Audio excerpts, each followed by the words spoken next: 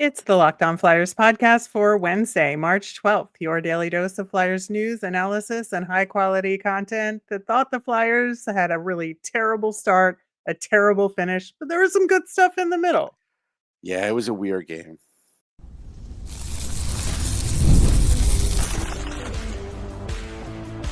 You're Locked On Flyers, your daily podcast on the Philadelphia Flyers. Part of the Locked On Podcast Network. Your team every day. Hey there, and thanks for making Locked On Flyers your first listen every day. I am Rachel Donner. I've been podcasting about the Flyers, the NHL, and hockey for a decade. I'm here, as always, with prospect expert and Flyers credentialed reporter for 19 years, Russ Cohen. To keep up with our latest episodes and Flyers news, you can find us at Locked On Flyers on all your favorite socials. And of course, here on the Locked On Podcast Network, your team every day. We're going to get the ball rolling on the what now conversation for the Flyers in terms of what to do with the rest of the season and kind of looking at the offseason a little bit. Plus, get to your mailbag questions later in the show. The game against Ottawa, Russ, like I said at the top of the show, awful start with giving up a goal Yeah, so quickly, right? And then we're going to talk about that 6-on-5 at the end that had, so many opportunities and just couldn't put the right play together, which is very consistent for the Flyers this season it really at is. six It's on on brand. five.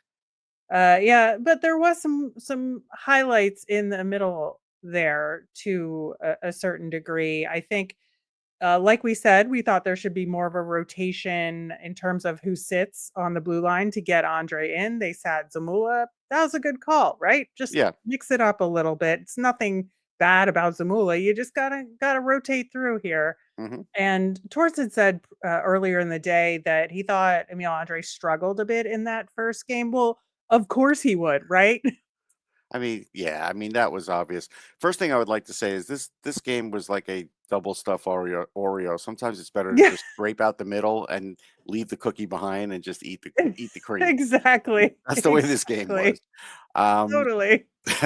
but the big thing on, and we do need to talk about Cam York kind of killing Torts for no communication, because that is something now that all of a sudden Torts just does things at his own whim and doesn't let his players in on it. And if you don't think that has a ripple effect in the locker room, it does. So while the team is losing and that stuff's going on, it doesn't add to the closeness of a locker room. Like, it just, guys like each other, don't get me wrong, but I mean, it's hard to galvanize a team when that kind of stuff is going on. So I think that is something. And then Jacob Peltier had to go into Torts' office, right? And Right. actually probably say, what the hell's going on? You're barely Yeah. playing me. And he played a little more tonight and he got a point. I still don't know about the center thing, but whatever. I mean, Right. they're just, I'm going to leave that one alone. But I mean, but at least he did that, but he shouldn't have to do that. And so, like, these Right. are things now that, I think are starting to show up late in the season here. Right. Now, on the upside of it, part Mhm. of the, cream on the inside of the Oreo cookie was that Cam York had a really good game, I He think, did. overall. No, he was excellent. And, again, it was debatable whether he should have been scratched. I understand where he was coming from. I thought he was terrific. Like, on a lot of shifts, nobody was really terrific this whole game, but on a lot of shifts, he was really good. Jamie Drysdale was very good this game. Yeah. And so, yeah, if he's going to start putting it together, this is the first time in a couple of games that I noticed Drysdale looking like Jamie Drysdale's supposed to look. So we'll see. I mean, that's something where, he kind of needs to put that together. Uh, Again, if they sat Travis Konecny for a game just for mental health, it might be a good idea, because he's making bad plays out there out of frustration. He is. Yeah, he's, like we said the last time, he's trying too hard to He go through is. the middle, Yeah. and he's turning over the puck. All he has to do is go to the side a little bit, and he'd be much better off, and he's just not doing that. Because again, I mean, it's not his fault. I think he feels a little bit like the guy left behind in a lot of I think ways so. here. Yeah. I think there could be a little bit to that, but I think he also feels like he needs to carry this team on his shoulders by himself in a lot of ways, and that leads to him trying to drive through the middle. Right. And that's kind of what happens there, and I would surmise that that is certainly part of it there, and he absolutely missed Scott Laughton on that shot, that Sure. shorthanded Yeah. 2-on-1, because he did not have the chemistry with Paling to pull that off. No. I agree with that. I also think it would be nice if someone would chat with Tyson Forster because he's getting good chances, but he's rushing them. Yeah. And like, just say after a game, "Hey, dude, you're doing the right thing, but just, you gotta do it just a little different, and you'll start getting on the scoreboard again." But I just don't feel like that happens with this team. I don't. Yeah, I don't know. I think with him, it's probably a pendulum thing because earlier in his Flyers career, I think he wasn't getting the shot off fast enough, and that's what was the problem, and now Right. he's trying to get the shot off too fast, and there's this Right. medium that Yeah. he has to find it, but I do think that's just how younger players develop, and he'll get there. I'm not worried about that, but I see what your point is. Yeah, I don't have great concern. I'm just saying I think they could help it along. Exactly, exactly. I think that's where the coaching should come in Yeah. terms of, okay, like, you weren't getting the shot off fast enough before, now it's too fast. Right, show it to him on video, like, Yeah, pull him aside, show him the let's video, figure out that middle stop it, ground. show it, it's easy to do. Right, and, I think that, your point about Peltier is a good one. I think that it was good they used him a little bit more. He had a couple good moments, He I had a think, couple good in shifts. the game. Yeah, I would say so. The 4th line overall, with all its flaws, had some good shifts out there, and that They was did, good to see. And, despite not having Garnet Hathaway there, I think right, which we it hear was nothing better than about. it had been. We don't hear anything about Hathaway.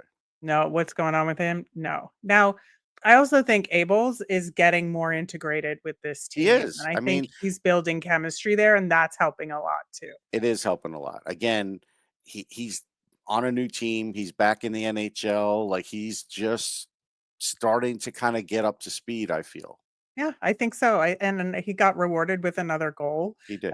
through some really hard work on that shift by the whole line, and I think it was a really good moment. Now, what wasn't great about all of that was that twice in that game, we saw the Flyers get a very crucial goal to tie it back up, and then pretty soon thereafter Yeah. losing the lead again. And I think the frustration like kind of built throughout the course of the game there. Yeah, I think that was a part of it. I mean, again, if you're gonna have a turnover, the best wrist shot on that team is Dylan Cousins, and you threw it right Yep. on his stick. Like, I don't know what so those kinds of things, yeah, it can be definitely be deflating. The 6-on-5 could have been gone in a minute. I mean, it literally, like, somehow Pinto missed the net, and then he eventually Right. got it. But that could have been the whole thing could have been derailed in the first 30 seconds, and that's why I'm critical still of that.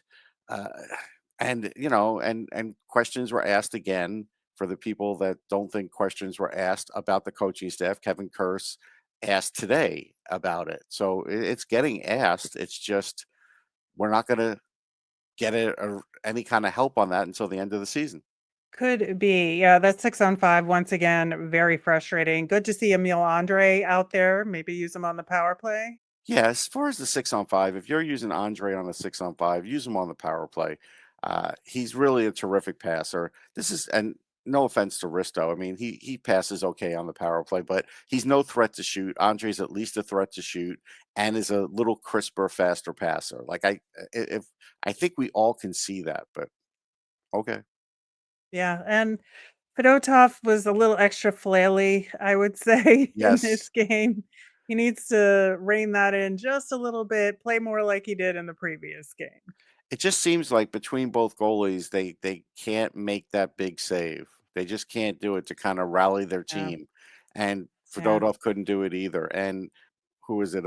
Amadio, that goal was, I mean, Ugh, he that was he gave brutal. him so much net to shoot for. That was brutal. And so, yeah, I mean, that's the way the NHL is today, by the way.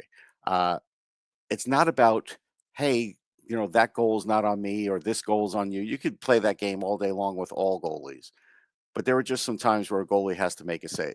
Yeah, absolutely. All right. Well, there's a lot more to talk about with this team and the direction it's heading in. And there's a big to do list now that the trade deadline is over. We're going to talk about that coming up next. March Madness is here, and FanDuel is giving you the chance to get in on the action like never before. Right now, new customers can get $200 in bonus bets when your first $5 bet wins.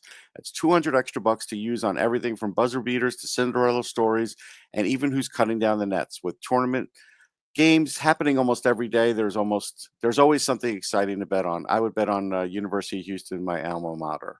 The FanDuel app is simple to use, and when I win, I get paid instantly, no waiting around. So visit fanduel.com and get in on the college hoops action all tournament long. All right. On our show tomorrow, we are going to talk about the latest with the Flyers, talk about the game against the Tampa Bay Lightning coming up, as well as dig into yet another draft prospect. We might give a clue as to who that'll be in the next segment in our mailbag. So stay tuned for that. Looking at the post trade deadline plan for the rest of the season for the Flyers, this is not the detail of everything, but this is kind of the laundry list of things that they should be working on and players that are under consideration and all of that. So, we've talked a little bit already about the call ups they need to do in addition to who's already with the team. Right now, we talked about that on yesterday's show as well during our Phantom segment. So we talked about Jacob Gaucher, talking about Helge Grans because he's an RFA this year. Adam Jennings has one more year left on his deal. Samu Tuamala is hurt, but he still also has one more year left on his deal. So it's important, but not as urgent. And then Grabenkin, just to see what we've got there. But he Mhm. also has another year left, I believe, on Yeah. his deal. So, there isn't a huge sense of urgency in terms of expiring contracts here, except for Helge Grans, but it's still something you got to do. Yeah. With Helge Grans, I if they're not going to use them, then trade them. But they still have rights to him, so you're not going to walk away from his rights, not to a defenseman that has talent. Oh, for sure. I agree with you on that, and they should not walk away from him, but he's somebody that they have to give some more time to as far as a call-up goes in order to figure out how they wanna use him and what he should be doing in this offseason to work Hmm. on to get him in the best position, right? Yeah, I agree. So then the other kinda list of guys that are under consideration here is junior players who may or may not join the Flyers organization at the end of this season.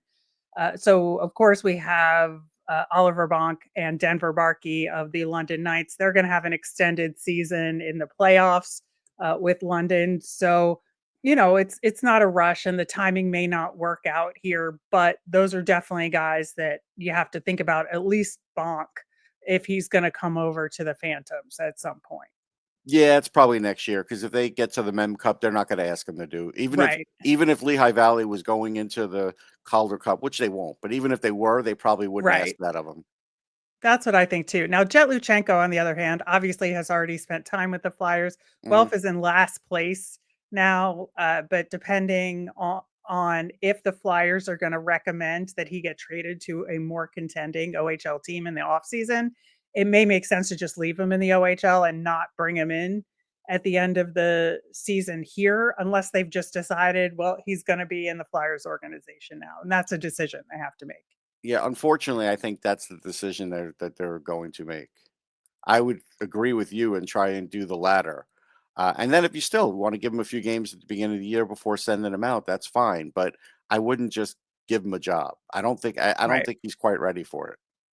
I don't think so either. So I think he's in good shape. Don't get me wrong. And No, he's he's gonna be developing there. very well, Yeah, but he's just not quite there yet. And I right, would wait and see how he's doing, partway through next season before I think about bringing him in correct. full time in the organization. Now, the other thing that the Flyers are going to have to take under consideration is signing potential entry level contracts this Hmm. offseason. And right now, there's one open roster spot on the Flyers and 6 open contract slots. for the Flyers. Obviously, you have to keep some spare because Right. you're going to have expiring UFAs with the team, but then you're also going to have guys that you're going to want to sign in the off season. So Hmm. you have to balance all of that, right? But you will have an opportunity to potentially sign some of your prospects to ELCs coming up in the off season here and or at the tail end of this season, whatever they decide they want to do. There's only 3 players with expiring rights this summer, and I don't think they're going to sign any of them, to be honest. It's Ty Murchison, who's a defenseman. They're probably going to let him I go. agree. Carter Sutherland is borderline for me, but I feel like if they let him walk, it wouldn't be that big a deal. I don't know. I think that one could be because remember he's recovering from an illness, so he had an issue, not an illness, but he had a condition. So this was never going to Right. be like his best year. It wasn't. But with his size and skating ability, I'm signing him. I'll take the chance on him. That's me personally. Will the team do that? I don't know. You could be right. Yeah, I think he's borderline. So I think it could go either way with him. He, of course, is a June 1 expiring Right. rights guy. So he would be sooner rather than later. Then Mateo Mann is also a June 1st. He has an ECHL deal right Let him now. go. He's just going to do minor league level hockey right now. Right. The top candidates to get an ELC right now, I think one is pretty much a guarantee, and the other one is a 50-50 to me. So the guarantee is Alex Bump.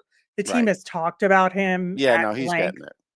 So he's getting an ELC. And then Cole Knuble to me is the other option here. I think he can play another year of college and then sign him because there's room there as far as his rights go. So I think he should play another year of college. But if they signed him, it wouldn't surprise me either. I wouldn't be against signing him, but if he did wait, that's fine too. Yeah, I think so. So there's like actually not a ton of guys that the Flyers have to deal with overall in terms of expiring rights or expiring Hmm. contracts and as far as the prospects go. So that's actually pretty good because it means the Flyers can focus on other things, right? Well, I mean, in August, there's going to be probably 2 or 3 really good names in college free agency, maybe even more. I can come up with Right, it. but that's a separate issue of I people know. that I'm just, aren't but those are contracts. Flyers rights. No, I know, but those are still contracts. Like they only have 6, and I might save at least one of them for one of these Right. guys. That's all I'm Right, and saying. that's I'm why I just throwing said that in save there. some contracts for Yeah, additional signings. yeah, That's what I said earlier. So I think just as far as the existing Flyers right. prospects and their rights, the Flyers don't have a lot of work to do on that front. Now, they're going to have to think at length about their UFAs and RFAs in terms of, are they going to sign any of the UFAs and what the qualifying offers are going to be for the RFAs. And I think there's a lot of UFAs here, some of which are going to get AHL deals and some of which will probably get 2 ways again. Ollie Lixell is the biggest question mark for me. I have no idea what they're going to do with him. I don't either. I have no idea. I would still bring him back, but I don't know what they're going to do. He might even decide to not come back. Right. Depending on what they're offering him in terms of playing Right. time and in terms of a message there. I don't know. But to me, that's the biggest question. I think they're going to try and re-sign Rodrigo Abels. I think he's Yeah. been a successful 2-way signing, and I think they'll do that again. Giovanni Smith is a giant question mark as to what they're going to do with Right. him. And then, to me, obviously, they're going to let Cal Peterson walk. I think they're going to give Etu Makaniemi another shot if he I would gets think so. healthy. I think that's just going to be the deciding factor there. And then they've got, AHL players on 2-way deals that I think some may just get AHL offers here, but Louis Belpedio, Rhett Gardner, Ben Gleason, they are what they are, and Right. they'll probably just get AHL offers, if anything. No, I agree. The only thing is, because of how weird the goalie market is, someone could give a better offer to Makaniemi, like, a 2-way deal or Could something. be. That could happen because he Yeah, was that's what really I think. sought after. Yeah, I think Makaniemi, if he's healthy, they'll give another 2-way deal too. That would be my I don't know, with supposition. Kolosov, will they? Maybe. It's hard. It's Maybe. hard to I say. I don't mean, know. I don't know what's going to happen with Kolosov. Like, I have to be honest, Right. just because he's Well, playing now. I don't as know. we said, in an ideal world, our 2 Phantoms goalies are Kolosov and Makaniemi. True. So That They is, could have we both could of live in them. that bubble for a little while. I just don't know if it's going to end up that way. I know, I know. It's just madness. And then, of course, the RFAs that they'll have to have under consideration for what kind of contracts they'll get. Cates, Forster, and York, they're getting contracts. Yeah. Like, there's no question there. Peltier is a question mark Oh to no, me. it's a question mark. There's talk now maybe Torts is going to try him at center. I don't believe he's ever played center, so that's something. They're thinking about moving him up in the lineup. Like, how many games does he have to play on the fourth line that he's never played on before you think about moving him up? So I think it's fair of us to say we don't know what the plan is for him. Yeah. And then as far as the Phantoms level RFAs, we already talked about Helge Grans. We've got Elliot Denoye, who I think is going to walk, Yeah, and Zayd Wisdom, who we've said give an AHL deal to. And then if he continues to improve, you can offer him a two-way deal after that. right. And then Oscar Eklund, I think they're going to let go as Yeah, I well. think they're done with him. So then there's like, you know, a whole bunch of other guys that have one more year left on their contracts, including Adam Ginning. Like I said, Anthony Richard has 1 year left on his deal. They're going to think about all of those issues over the next year or so, but Right, they're going to pretty much be with the Phantoms and be call up options, in my right. opinion. And then beyond that, we've got draft planning, right? Yep, draft planning. I mean, they have 3 firsts and I think 4 seconds. So, you know, they'll try and move up in the first round. We'll see if they're successful or not. Sometimes teams are amenable to that, sometimes they're not. And if not, then at least be in the position where in the second round, when there's certain guys up on the board, hey, you're willing to bundle some of those second rounders to get that guy, because there's always a lot of players that Flyers fans feel bad that they didn't get. Like Cole Hudson's now another one that's being volleyed around lately, So like in this draft, you could, be in charge of picking earlier in the second round because you have 4 picks. There's going to be a team out there that at least will let you, trade maybe your lowest one or the second lowest one with another one to move up higher. Because I think there's something in the mid 30s for the Hmm. first one. And so if you can get 2 picks like in the top 40 in this draft, it would be actually important to do that. Yeah. So we're going to continue to talk about that, obviously, as we continue our draft coverage. And as you know, as we get closer, we'll have more and more guys we're going to talk about relative to that. We also have to have the coaching staff conversation, and the Flyers Oh are going yeah. to have that too. Came up again yesterday with John Tortorella after the morning skate. And there's some questions about that as well from our mailbag, and we are going to get to them coming up next. You just realized your business needs to hire someone yesterday. How can you find amazing candidates fast? Easy, just use Indeed. When it comes to hiring, Indeed is all you need. Stop struggling to get your job post seen on other sites. Indeed sponsored job posts puts your post at the top of the page and helps you reach the right candidates faster. When you have a new project that requires just the right hire to pull it off, the pressure's on, and every day without the right person could be a setback. That's exactly when Indeed sponsored jobs come in handy. They make sure your post is seen by those candidates right now. And you can speed up that hiring process with a $75 sponsored job credit. Just go to indeed.com/locked on right now and support Locked On Flyers by saying you heard about the Indeed on the show. Terms and conditions apply. Hiring Indeed is all you need. All right, diving into our mailbag here. A big question that a lot of people had out there was, could they have gotten more for Lawton? And we had a comment from Robert saying, I'm pretty sure they could have gotten more simply based on his contract status. Paul said, I'm a big fan of Lawton. It bothers me that we did not get a young NHL player back as part of the deal. Prospects and picks are nice, but not 100% proven and a risk. And Brian just simply said, don't like it. So, what do you think about kind of a downside to the Lawton deal? I mean, there's a lot of emotional attachment here, and I think that's speaking, and I get it. There are definitely teams that got like a younger player, but those were more for like star players. Lawton's not a star player, but he's got a star contract. He's got a contract everybody loved. So, I mean, could you make the argument that, they could have gotten somebody a little better than Gurbenkin? Maybe. But in the end, they didn't. So I'm not going to kill him on it. I understand the sentiment, though. I do. But I'm not sure it was there. I mean, I just don't know that for sure. I've asked around and I don't know. Yeah, I think I agree with you there. It's that it feels like, especially because the Flyers retained on a Hmm. very cheap contract to begin with, that maybe the prospect could have been a little bit better than the one we got. I can certainly respect that. But as far as getting a first round pick and a prospect in return, I mean, I think that's pretty good for Scott Laughton. Yeah. And I am very emotionally attached to him. I watched his first game as a Toronto Maple Leaf, and it was very upsetting, I gotta say. Um, Also, that game was kind of a mess for the Leafs, but that's neither here nor there. But yeah, I think, there are reasons to critique the deal, but there are reasons to be happy about it too. And it kind of depends on the day how I'm feeling about it, Right. to be honest.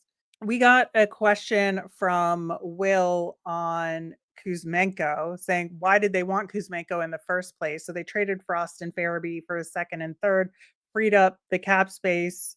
Oh, and a guy Torts is buried at the end of the bench. Pretty paltry return in the end for two young guys who were both first round picks.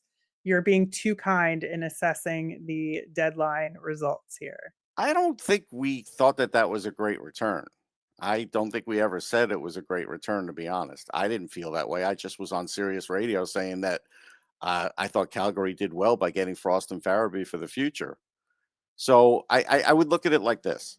I Well, don't think. but Go I ahead. would say that the comment is more saying that if Kuzmenko was part of that return and it created value for the return for those two, why did we suddenly turn around and get rid of him? Okay, so I was going to get to that. So Kuzmenko really was a cap dump, and Danny Briere wallpapered that over by saying, "Oh yeah, we had interest in him. Now we get a look."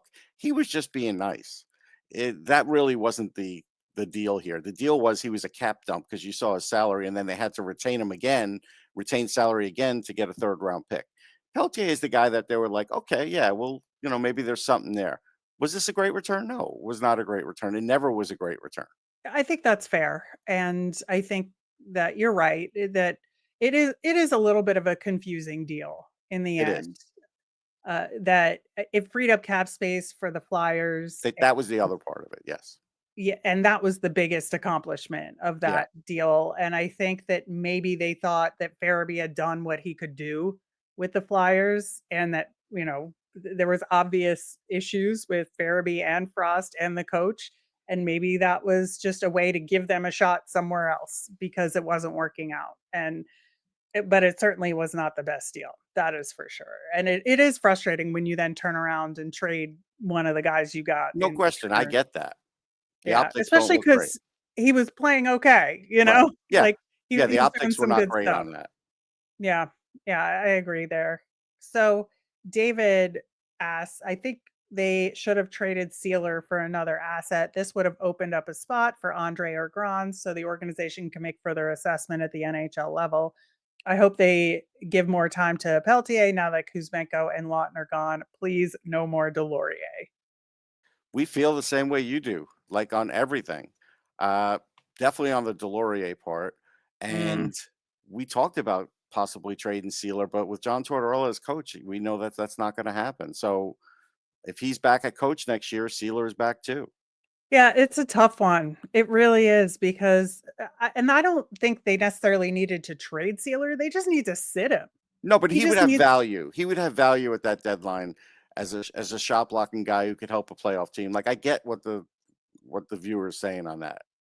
yeah, I do. I think they can also do that next year and Sure. have just as Will the much prices be as value high out though? of it. That's the question. I I don't think that's know. what the viewers getting at too, because the prices were high Yeah, for that could have sellers. been.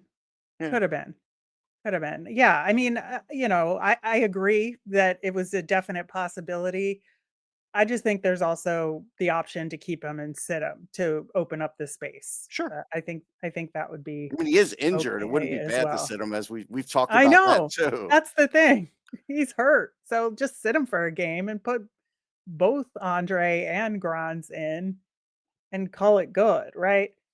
But yeah, we are absolutely in agreement about Delorier. There is no reason that he needs to be playing in any game for the rest of this season. And it's just a mystery to me why he is in the lineup here. As far as the coaching staff goes, we were just talking about that. And Paul asked, I understand Torts' loyalty to his staff, but why is Rocky still the main guy overseeing our power play? Why is no member of the media questioned Torts specifically on that, which they have multiple No, times? no, they Multiple, you can't just multiple say, "How times. come you haven't fired Rocky?" to a guy like Tortorella. Yeah. You can't Yeah. do You that. got But to ask it in a roundabout way, which they have they've absolutely asked him done. to justify his existence, basically, Yeah. They've and asked Torts that and they've asked Rocky that right. directly. The whole thing's just a weird situation where John has this loyalty for really no value in the end. And then we got another comment saying, I've been a longtime Torts supporter, but I think it's time for a change this offseason. I'll be disappointed if it doesn't happen. We also need a change in Lehigh. I would not mind seeing Snowden replace Rocky Thompson, though, in the NHL. And that latter point, like, and that's why I'm saying, like, we got to look at the coaching situation Correct. holistically. We got to look at the assistant coaches at the NHL level, and we got to look at the entire coaching staff of Lehigh and figure out where people fit best. And I agree. I think Snowden could move up to Hmm. the NHL level and be a good asset as an assistant coach there. And I really think if they don't do this holistic look and make some changes, they're not going to have any different results next year. The only complicating factor to this is I agree on the sentiment. I said as much today again on Sirius about this. But the issue is, let's just say for whatever you get your wish and John's out. Well, let's just say Rick Tocchet gets fired from Vancouver and that's the guy they want in. Rick Tocchet probably doesn't know Snowden. He's probably bringing in his own guy. That's the only thing that could block this. Still doesn't mean he couldn't come up in another capacity. So I do think at times you should call people up, but I think that's sometimes a complicating factor. Yeah, I agree. I agree. And as we have talked about, it is my opinion that John Tortorella will end his coaching career here when he wants to. That Right. it's gonna be a mutual decision that he's gonna retire and move on. And my guess is it'll be at the end of next season, but who knows what Never will know. happen there. Never ever know. Last question from Chris on our Phantom show. He wants Peterson to go away. Agreed. How much term is left? None. The contract You'll expires and get we're your wish. done. And what are the chances that Kolosov returns to the team? I think it's 50-50. I do, Yeah. because the argument is you could go up to him and say, "Hey, next year you're the starting guy with the Phantoms," and then he's going to be like, "I want to play in the NHL." And then if they say, "Okay, you could battle out Fedotov and for the backup job," okay, fine.